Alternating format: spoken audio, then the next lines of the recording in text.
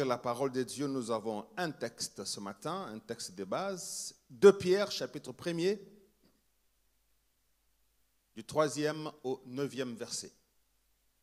2 Pierre, 1er chapitre, 3 à 9, la Bible dit, « Comme sa divine puissance nous a donné tout ce qui contribue à la vie et à la piété, au moyen de la connaissance de celui qui nous a appelés par sa propre gloire et par sa vertu, lesquels nous assurent de sa part les plus grandes et les plus précieuses promesses, afin que par elles, vous deveniez participants de la nature divine, enfouillant la corruption qui existe dans le monde par la convoitise. » Verset 5. « À cause de cela même, faites tous vos efforts pour joindre à votre foi la vertu, à la vertu, la science, à la science, la tempérance, à la tempérance, la patience, à la patience, la piété, à la piété, l'amour, et à l'amour fraternel, la charité. Car si ces choses sont en vous, et y sont avec abondance, elles ne vous laisseront point oisifs, ni stériles, pour la connaissance de notre Seigneur Jésus-Christ. Mais celui en qui ces choses ne sont point est aveugle, il ne voit pas loin. Et il a mis en oubli la purification de ses péchés. Est-ce qu'on peut acclamer la parole de Dieu?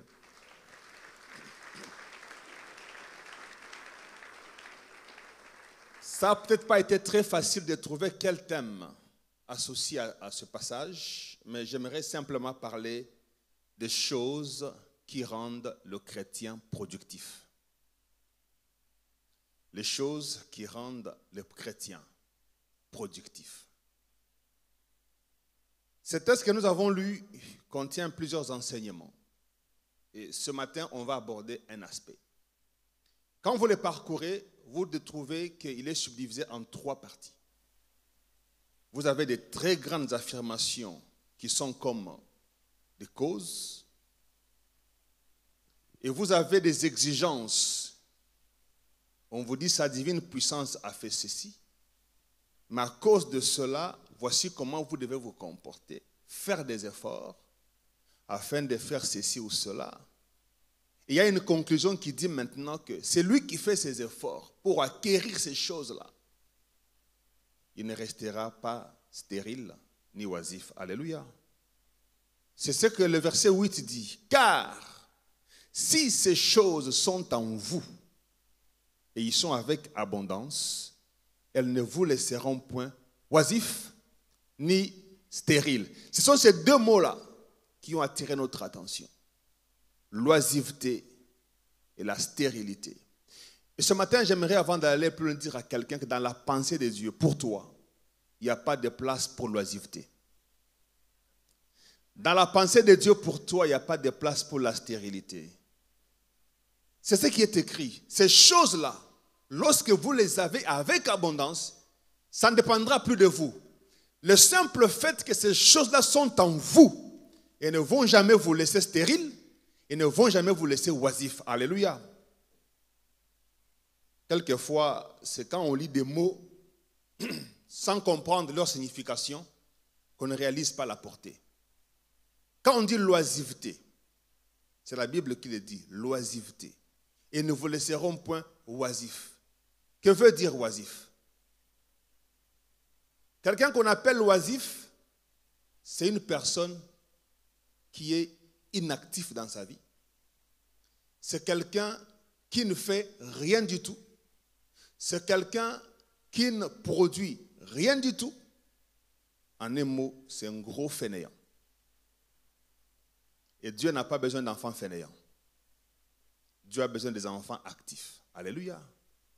Et donc, ta fainéantise, ton improductivité ou pas, dépend de la dimension de ce que tu possèdes, ces choses ou pas.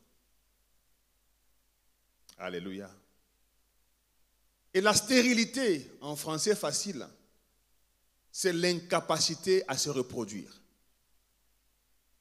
Et plus loin, on dit même c'est le caractère de ce qui est inutile. C'est comme ça que tu entendras quelqu'un me dire, laisse-moi ce discours inutile. Ne me parle pas de ces choses-là, c'est inutile. Pourquoi? Parce que ça n'a aucune valeur ajoutée. Amen. Aujourd'hui, même quand les gens qui font des recrutements, ils vont vous dire quelle est la valeur que tu nous apportes. On ne peut pas te recruter si tu n'as pas de valeur ajoutée. Vous pouvez être nombreux, mais c'est celui qui a une valeur qu'on recrute. Alléluia. Un oisif, un stérile, c'est vrai dans ces contextes, la Bible dit ça ne vous laissera pas oisif en ce qui concerne la connaissance. Mais ça s'applique également dans tous les autres aspects de notre vie. Un chrétien oisif, c'est quelqu'un qui ne progresse pas. Il est né de nouveau un jour, tu le croises 10 ans après, il est au même niveau. Tu lui poses des questions sur comment a évolué sa foi, il fait du surplace. Et c'est la même chose également dans les autres aspects de sa vie. La Bible dit même que tu peux passer à côté du champ d'un paresseux. Tu verras que les épines poussent. Pourquoi? C'est quelqu'un qui ne fait rien. C'est un fainéant. Quelqu'un qui est improductif, quelqu'un qui est oisif, c'est un chrétien sans impact. Donc que toi tu sois là ou pas, personne ne s'inquiète. Ta présence comme ton absence ne font absolument rien à ton environnement. Tu peux même mourir. Personne ne va vraiment s'inquiéter de toi. Il y a des gens comme ça. Même dans l'entreprise, il y a des personnes, quand ils veulent démissionner, tu sens que même le DG l'appelle et dit, viens, viens, pourquoi tu veux partir? Non, est-ce qu'on ne peut pas revoir? Est-ce qu'on ne peut pas changer? Est-ce qu'on ne peut pas? Mais il y en a d'autres, dès qu'il dit, je démissionne, on dit aux ressources humaines, aujourd'hui même, il faut qu'il parte. Dispenser même du préavis, qu'il parte. C'était temps. Non, frère, sœur, Dieu veut que tu laisses des impacts. Ce n'est pas à l'oisiveté que Dieu t'a destiné. Et tu peux dire ce matin très fort avec moi, je ne serai pas oisif. Je ne serai jamais improductif. Que cela te soit accordé au nom de Jésus. Alléluia. Est-ce qu'on peut acclamer le Seigneur?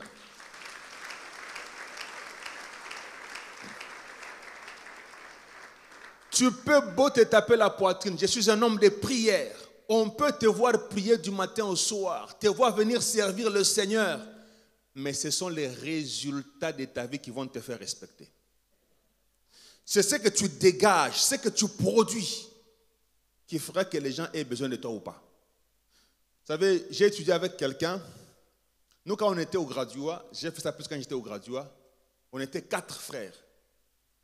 Il y a un frère qui venait de la parole éternelle Bandal à l'époque, le frère Alain Bakoutou. Nous, on venait de la parole de vie à l'imité. Il y avait un frère qui venait de la parole du salut. On était 4 ou 5. Mais notre promotion, là, on était en G1, G2, G3. On a bousculé les auditoires avec l'évangile. On arrive à 5 heures du matin, on prie, on va dans les auditoires, on prêche. Et les gens accouraient pour faire le culte matinal. Et les gens étaient gagnés au Seigneur. Pendant les temps de pause, entre 20 minutes, on les récupérait à côté pour les affermissements. Et lorsqu'ils grandissent un peu, on pose, toi tu habites où? Massina, il y a l'arche là-bas. Toi tu habites où là? On connaissait un peu nos extensions de la bord, on a envoyé les gens. Et nos cultes, il y avait aussi le frère Tite qui est à Matadi maintenant. Nos cultes à l'auditoire, les gens accouraient.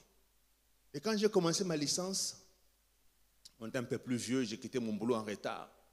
Il y a un frère aussi qui faisait ça. Et ce qui m'étonnait, c'était que le frère là, il peut venir à 15 heures. Le cours commençait à 16 heures par là. Il écrit un verset au tableau. Il commence à diriger la prière. Mais je me rendais compte que pendant qu'il dirigeait la prière, tout le monde rigolait. Les gens ne s'inquiétaient même pas. Et une fois, il a même dit à quelqu'un, je peux prier pour toi. La personne a dit, hé, l'Ouarouna, où t'en as mis coche? Mais c'était quoi le problème? C'était un monsieur qui dirigeait la prière, mais un grand tricheur pendant les examens. Il peut même t'arracher la feuille. voyez? Et ce qui fait que les gens, quand ils se tiennent debout pour... pardon, yote. Et deuxième chose, il demandait beaucoup. C'était un grand mendiant. Vous pouvez tous manquer des syllabus, mais lui, il a tous les syllabus. Parce qu'il a demandé, Kabila, moi 2000, moi 3000. Il fait la collecte. Mais quand tu donnes ça comme résultat, qui peut vouloir que tu lui imposes la main? Nous, on était au graduat, c'était les jours de l'examen, on est au premier banc. Ma femme, j'ai étudié avec elle. Les gens lui disaient, pourquoi tu aimes ces messieurs-là? Un monsieur, un sorcier, à Bolingo, il n'aime même pas l'amour. À Kabaka réponse, na Kabaka réponse, na Sengo pété. Na corrompre pété. J'ai raté de faire la distinction en G3 parce que j'avais un cours qui me manquait et un pauvre m'a fait la recommandation. Je l'ai jeté. On avait ces ailes-là de dire on veut montrer qu'avec Jésus, on est plus productif. Et c'est pareil, là où tu travailles, on doit sentir que tu es productif en intelligence, productif en pensée, mais productif en bonnes œuvres également. C'est comme ça que tu auras de l'impact. Quelqu'un dit Amen. Et j'aime comment est-ce que la version Bible de français courant traduit ces versets 8. Il dit, si vous avez ces qualités, et si vous les développez, elles vous rendront actifs et vous feront progresser. Alléluia. Ici, il n'est pas question de dire je progresse. Non, ce n'est pas ça. Je déclare que je progresse. Oui. Je reçois les progrès. Oui. Il est question de faire des efforts, de posséder les choses et les qualités qui d'elles-mêmes vont te faire progresser. Je sais que les chrétiens n'aiment pas tous ce genre de messages. Ils aiment que je déclare sur toi. Oui. Je déclare sur toi que tu vas progresser.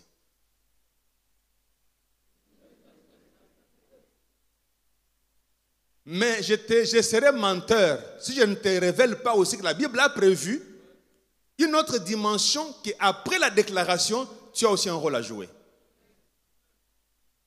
Quelqu'un dit j'ai un rôle à jouer. Et nous vous rendrons actifs. Ça veut dire quoi? Tu auras toujours quelque chose à faire et desquels sortira un résultat. Elles vous feront progresser. Ça veut dire quoi? Tu ne vas jamais faire du surplace. Regardez ce que la Bible dit. Il dit que c'est lui en qui ces choses ne sont pas. 1, c'est un aveugle. 2, il ne voit pas loin. Et la Bible va dire même qu'il a même oublié que ses anciens péchés ont été purifiés. C'est l'image d'un chrétien qui fait à reculons. On t'a pardonné, tu as avancé, mais tu as oublié. Tu es retourné à la case de départ. C'est ce que ça veut dire.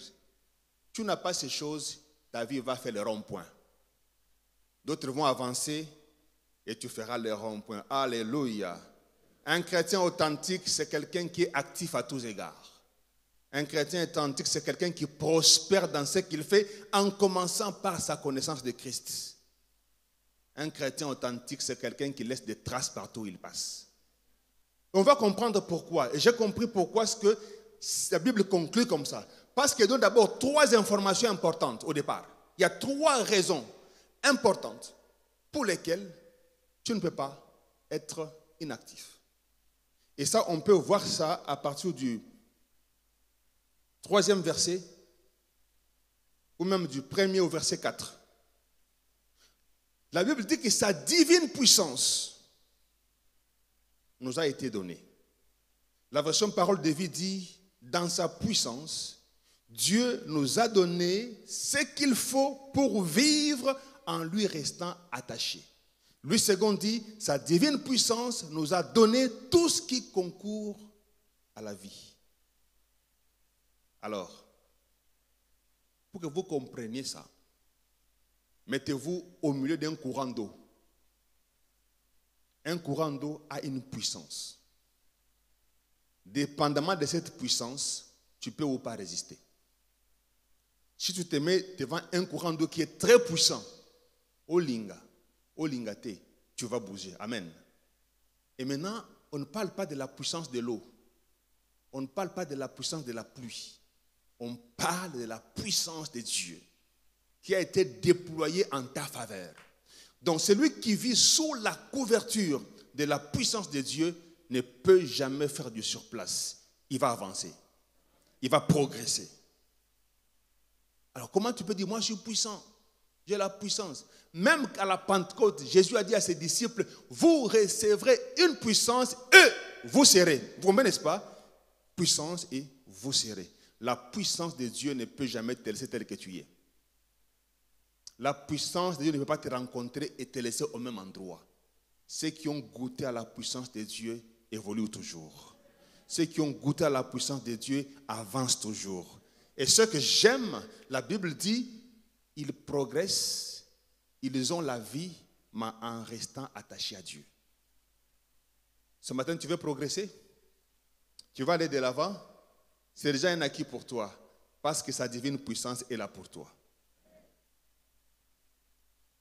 La deuxième raison pour laquelle tu ne peux pas rester improductif, la Bible dit que cette divine puissance nous a assuré des grandes et précieuses promesses. Tu as les promesses de Dieu en toi et tu as les promesses de Dieu sur toi. Quelqu'un dit Amen. Et quand on a une promesse, on ne peut pas faire du surplace. Parce que même la promesse elle-même, la prophétie elle-même, elle va à son terme. Si déjà la promesse, elle marche, comment toi qui portes la promesse, tu peux rester sur place? C'est impossible. Et l'une des promesses que Dieu nous a faites dans Jean chapitre 15, verset 16, la Bible dit, ce n'est pas vous qui m'avez choisi, mais moi je vous ai choisi. Je vous ai établi afin que vous alliez et que vous portiez du fruit et que votre fruit demeure. Dieu attend que tu portes du fruit. De celui qui a la puissance de Dieu et qui a la promesse de Dieu ne fera jamais du surplace. La troisième chose que j'ai dit, la troisième raison importante, c'est que Dieu a placé sa nature en nous. La Bible dit que nous sommes devenus participants de la nature divine. Dieu a dit au départ, créons l'homme à notre image. Donc nous avons la nature de Dieu en nous par Jésus-Christ. Et la nature de Dieu, ça n'a jamais un Dieu paresseux. Quelqu'un dit Dieu n'a jamais été paresseux. Dieu c'est un Dieu productif. Jésus a dit jusqu'ici mon Père agit et moi aussi j'agis. Vous vous imaginez, la Bible dit que Dieu ne sommeille ni ne dort. Comment quelqu'un qui ne dort pas peut rester inactif? Ça là insomnie mon colomo on a boutu. Donc on a tiroir. Une insomnie d'une seule nuit, il a retrouvé les mémoires de Mardoché. Mais Dieu ne sommeille ni ne dort. Il travaille. La Bible dit même qu'il promène ses regards sur la terre pour soutenir ceux dont le cœur est tout entier à lui. Donc Dieu n'est jamais inactif, Dieu est agissant, Dieu est opérationnel. Et toi, tu ne peux pas rester inactif dans la vie. Si tu as la nature de Dieu en toi, on ne peut pas te trouver en 2000 au même endroit et en 2022 au même endroit. Les choses doivent bouger. En commençant par ton expérience avec Dieu. En commençant par ta connaissance avec Dieu. Les choses doivent pouvoir bouger. On ne peut pas rester éternellement enfant.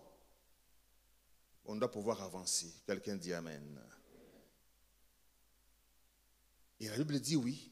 C'est vrai, tout ça existe. Mais, quelqu'un dit mais, tu as une part. Faites tous vos efforts. Je répète encore une fois, ce n'est pas je reçois qui compte ici. Tu peux dire Amen, c'est bien. Tu dis Amen pour emmagasiner la parole, mais cette parole doit te bousculer à faire des efforts. Faites tous vos efforts pour ajouter 7 choses à votre foi. 7 choses. Je les ai comptées. 7. Joindre ces 7 choses-là à votre foi. Si vous avez la foi d'abord, à laquelle vous ajoutez ces 7 choses, que les sorciers veuillent ou pas, tu vas progresser. Que les gens te maudissent la nuit comme le matin, tu vas progresser. Ça dépendra même plus de toi-même. tu vas commencer à dire, je ne sais pas comment ça vient. C'est indépendamment de ma bonne volonté. Donc, je ne contrôle pas, je ne me contrôle plus. Vous voyez, quelqu'un, quand il est ivre, il est comme ça. Donc, quand quelqu'un est sous le contrôle de l'alcool, je ne sais pas comment les gens font pour commencer à marcher comme ça. Il avance, mais il recule. Parce qu'il ne se contrôle pas, son cerveau est embarqué. La même chose de la vie d'un chrétien, en qui ces 7 choses s'ajoutent à la foi, il sera plus que quelqu'un qui est ivre. Sa vie avancera vers la bonne direction. Commençons par la première, la principale, la foi. Parce qu'il est dit, ajoutez à votre foi. La foi, c'est le fondamental. La foi, c'est le soubassement. Il faut commencer par avoir la foi et ensuite ajouter le reste. Vous savez, si quelqu'un te dit, demain je voyage, fais tout. Fais un effort. Attrape-moi au quartier 1. Je vais passer là à 10h22. Fais tout pour qu'à 10h20, tu sois là, pas j'ai un colis pour toi. Hein? Tu feras les efforts. C'est comme une intercession. Tu vas chercher l'imperméable. Pourquoi? Tu dois arriver là-bas. Mais si la personne arrive et que toi tu n'es pas là, ça dépend de lui maintenant. Ça dépend de toi. La même chose. Ces choses que j'ai dit là, Dieu a déjà libéré. Maintenant, ça dépend de toi et moi. Commencez par la foi. C'est la première chose.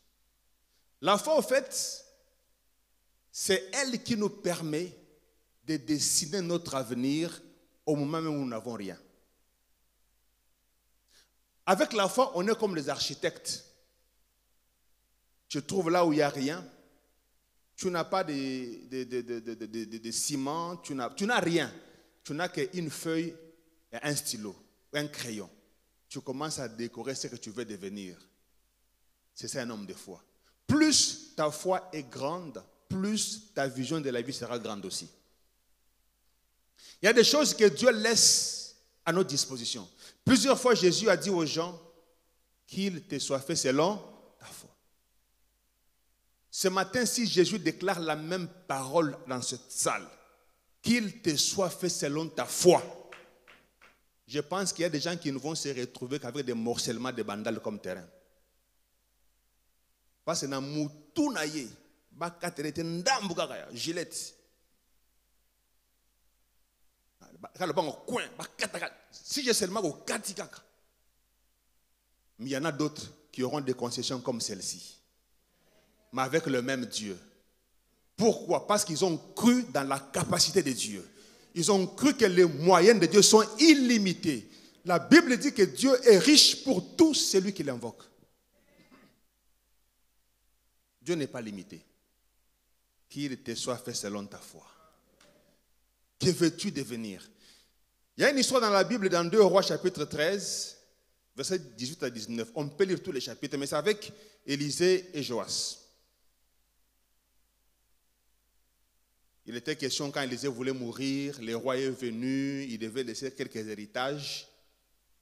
Élisée va demander à ce roi-là de prendre des flèches et de faire quelques actions. Au verset 18, la Bible dit, Élisée dit encore, prends les flèches. Et il les prit.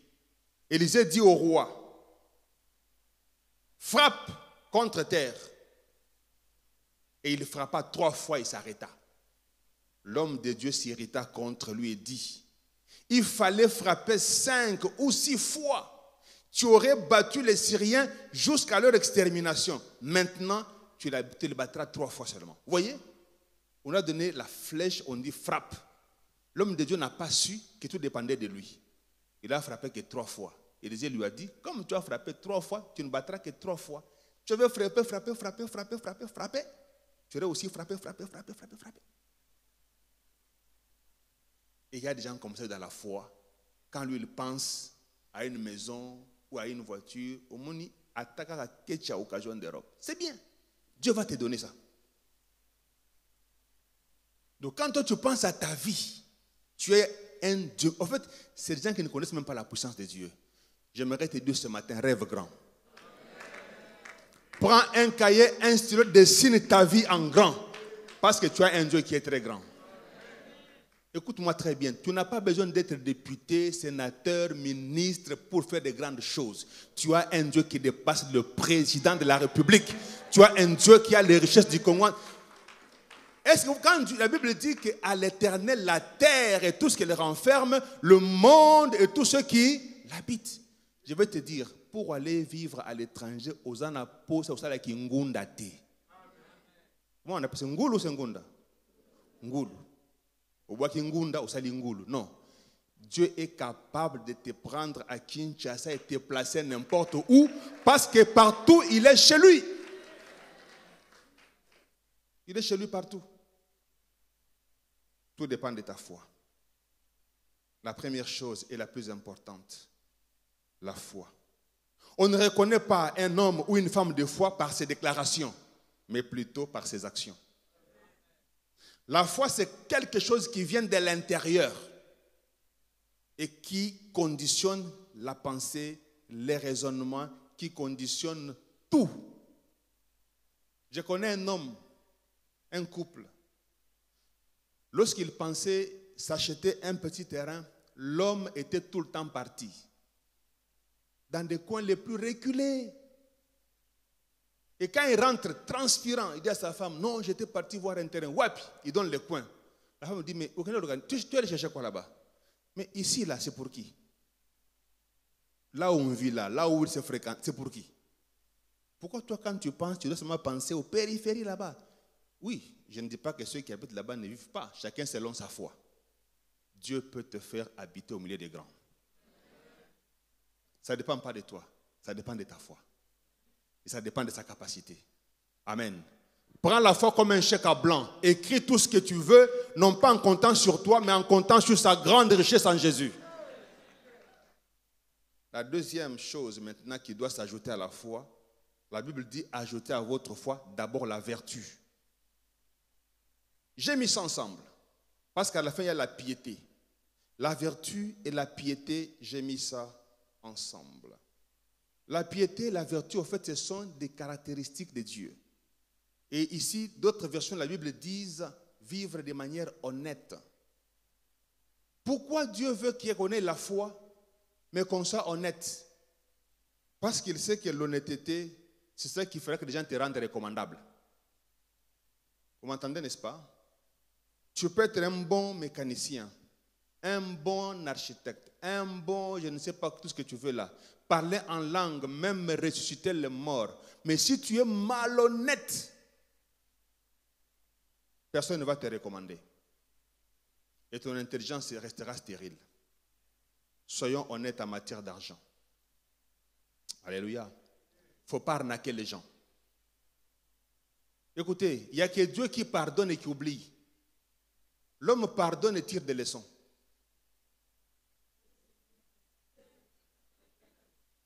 N'est-ce pas vrai? Il n'y a que Dieu qui, Pierre a Wanganiye, a pratiqué l'église. Il n'y a que Dieu qui, Paul, persécute l'église et il en fait un apôtre. Mais moi, si tu m'arnaques, je te pardonne, mais je tire la leçon. Désormais, on va travailler sur ce qui nous unit, pas sur ce qui nous divise. Comme je sais que toi, avec l'argent, on va se diviser. On ne va pas d'autre chose. Oh, moi, je suis tailleur, je connais. Si tu me mens, tu peux me tromper une seule fois, pas deux. Et Dieu permet toujours que ce que tu arnaques soit le plus petit. Ce qui est plus grand ira à rien qui est honnête. Fais tous tes efforts. Tu as la foi, c'est vrai. Mais fais tes efforts pour qu'à ta foi, tu ajoutes une manière de vivre qui est honnête. Les portes vont s'ouvrir à toi et tu seras productif. Les gens vont te recommander et tu auras des marchés. Les gens vont te recommander et tu seras recommandé. Il y a des gens, même quand c'est ton frère, quand tu l'envoies chez quelqu'un, tu appelles ton ami. Papa, comme il vient là, parle de toi avec lui, sauf l'argent. Je te dis, c'est mon frère, c'est ma soeur. Il y a des gens comme ça. Sois recommandable. Un chrétien qui ment, c'est malhonnête. Bon, je veux dire ça, mais ce n'est pas à toi que je m'adresse. Un chrétien qui ne paye pas ses dettes. Si tu me donnes, je ne dis pas pour toi. Si tu me donnes l'argent, ce n'est pas pour toi que je dis. Mais je ne dois prêcher la parole. Un chrétien qui calomnie les autres, c'est un malhonnête. On t'évitera désormais pour parler avec toi. On t'évitera. Je te dis quelque chose maintenant. Toi, tu retournes ça comme ça. Tu racontes autre chose. Et ça me crée des problèmes.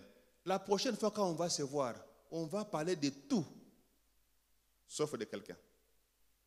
Même quand tu vas commencer le lit solo, je vais dire, ah. Et puis, tu sais comment avec David et Goliath. Pour David que yo. Si je dis seulement, as-tu vu pasteur John passer? Pasteur John, j'étais pasteur Béa. Aïbo, le gars trop. Donc tu es malhonnête. Donc toi, on va dire, hé, tu parles avec qui? Attention. Une fois j'étais avec une soeur avec qui je parlais, on était de l'autre côté. Et j'ai vu une maman qui passe, il dit, pasteur Béa, viens d'abord. Fais attention à cette soeur-là. Fais attention. Tu n'es pas recommandable.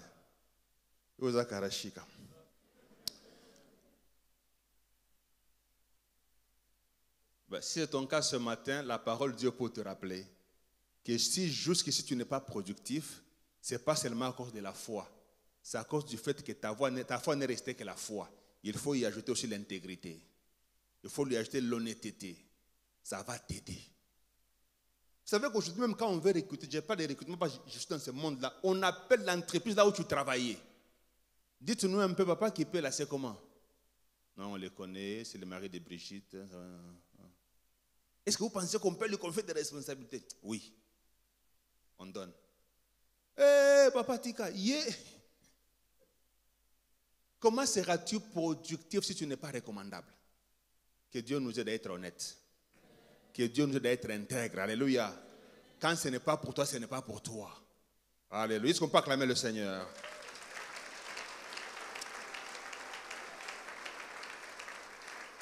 Alors, rapidement, l'avant-dernière chose avant de terminer. Il dit à la vertu, la science ou la connaissance. D'autres versions disent la connaissance exacte de ce que Dieu est. D'autres disent la connaissance exacte de ce que Dieu veut. Si tu as la foi et tu ne discernes pas ce que Dieu veut pour toi en ce moment-là, tu vas tourner en rond. La Bible dit que ceux qui prennent Dieu pour leur appui, ils trouvent dans leur cœur des chemins tout tracés. Il y a une sœur qui m'a confié un témoignage ici. Il y a 4 ans par là, pendant que je la main de compassion. C'est une sœur qui vendait des choses ici, elle s'est débrouillée localement. Pendant qu'elle priait, il a senti dans son esprit, il a entendu la voix lui dire, à partir de maintenant, tu dois commencer à fréquenter telle ville pour acheter des choses et venir vendre ici. Et ça, ici à l'église, elle a sursauté. Et la ville dont tu avais parlé, quand elle regardait l'argent qu'elle avait, donc si tu payes les billets, il te reste 20% d'argent. Mais Dieu lui a dit, pars. Elle a écouté, elle a fait des démarches, elle a payé les billets, elle est partie. Dans ces villes-là, quand tu pars, tu dois avoir beaucoup d'argent pour acheter les choses. Quand elle est arrivée, elle a fait seulement une demi-journée de course. Tout l'argent était fini. Elle est venue rester à son hôtel. Mais quelques temps après, elle a commencé seulement à afficher des choses qu'elle voyait. Et les commandes ont commencé à pleuvoir. Les commandes tombaient, les commandes tombaient. Les gens commençaient à envoyer des avances. Aujourd'hui, elle a 4, 5, 6, 7, 10 fois plus d'argent que ce qu'elle avait en ce moment-là. Pourquoi? Elle a écouté ce que Dieu voulait pour elle. Bon, je ne t'ai pas demandé de devenir commerçant maintenant. Ça, c'est elle. Toi, qu'est-ce que Dieu veut pour toi? Il y a des gens qui ont élevé les enfants en vendant les makala. Parce qu'elle a entendu Dieu. Il y en a qui ont fait élever les enfants en vendant les mikate, les beignets, parce qu'elle a écouté Dieu. Toi, tu attends vendre de l'or. Écoute Dieu. Amen. Quelquefois, tout peut dépendre de ce que Dieu te dit. Abandonne quelque chose. Ou Dieu te dit, fais quelque chose. Écoute Dieu. Je termine par la patience. La patience, je l'ai mise ensemble avec la tempérance. La patience, c'est celle qui va t'aider à ne jamais abandonner quand les difficultés vont venir. Un homme productif, il n'abandonne jamais. Never give up. Mais si tu n'es pas patient, tu vas abandonner. La patience comme la tempérance, ça t'aidera à supporter les autres ainsi que leurs faiblesses. La patience t'aidera à ne pas convoiter et surtout pas haïr ceux qui réussissent avant toi. Et la tempérance, c'est aussi à comparer avec la maîtrise de soi. Ça t'aidera à ne pas perdre la tête quand Dieu te bénira. Ça t'aidera à rester attaché à Dieu malgré l'élévation. La tempérance comme la maîtrise de soi t'aideront à toujours rester reconnaissant à Dieu lorsqu'il te sera élevé. Même quand tu auras des millions et des milliards, tu resteras chrétien. Si tu n'as pas la maîtrise de soi, on va te retrouver dans les bruits. Dans les mauvais bruits. Les mauvais. Il y en a les bons. Il y en a les mauvais. Alléluia. J'utilise le langage courant que tout le monde connaît. Frère, je termine mon message en nous disant, Dieu nous veut prospères. Dieu nous veut actifs.